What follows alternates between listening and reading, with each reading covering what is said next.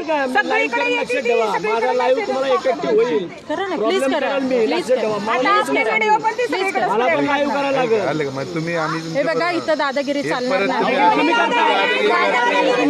दादागिरी हे करायला फोन व्हिडिओ काढून तुम्हाला वाटतं म्हणजे हे सगळं तुम्हाला तिला वाटतं वाड्यांपासून इथून सगळ्यांना अट्रॉसिटी मी सगळं केलं की दिसलंय भाऊ. जाऊ का मी तुम्हाला बोलले मला जाऊ द्या, मग जाऊ द्या ना, मला रस्ता द्या.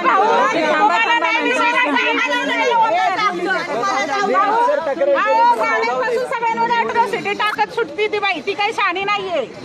मला विचारा ना, ही पण अॅट्रॉसिटी वालीच आहे की. मग टाक तू माझं, मी टाकते तुझं, बघू काय होते. जाऊ दे, पोलिसांनी उद्या काय बोलतो.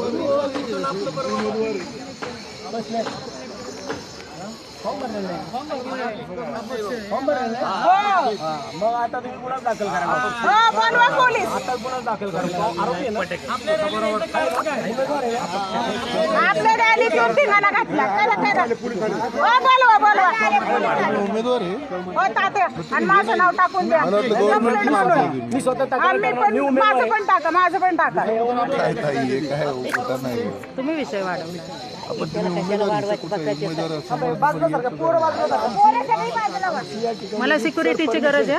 मी एकटी आहे, त्यांच्या 50-100 माणसं आहेत. नाही काय होत आमच्या रॅलीमध्ये यांचं काय, ह्या उमेदवार आहेत ना, त्या माझी लोक आता मी आधी इतरित परमिशन आहे. वरचा आंबेगाव, खालचा आंबेगाव माझ्या आपली परमिशन आहे. बरोबर. ह्या परमिशन असताना माझं आता इथं माझी दुपार झाली, लोक जेवायला मी इथं स्पॉट ठेवला होता. आता या इथं आल्यात, ह्या स्वतः उमेदवार आहेत.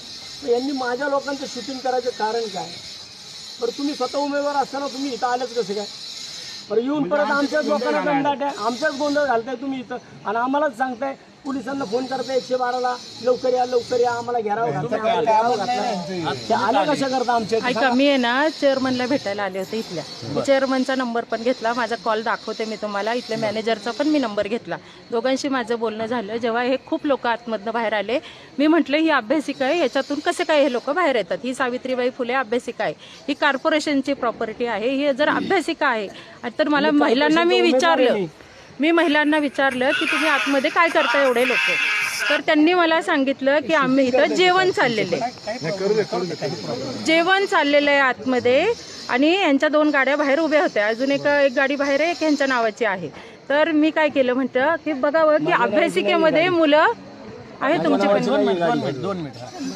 तर मला असा प्रश्न पडला की अभ्यासिका ही लोकांना अभ्यास करण्यासाठी असते, तर ह्यांचे लोक कसं काय इथं जेवतात ते? म्हणून मी आतमध्ये आले आणि थोडंसं शूटिंग केलं.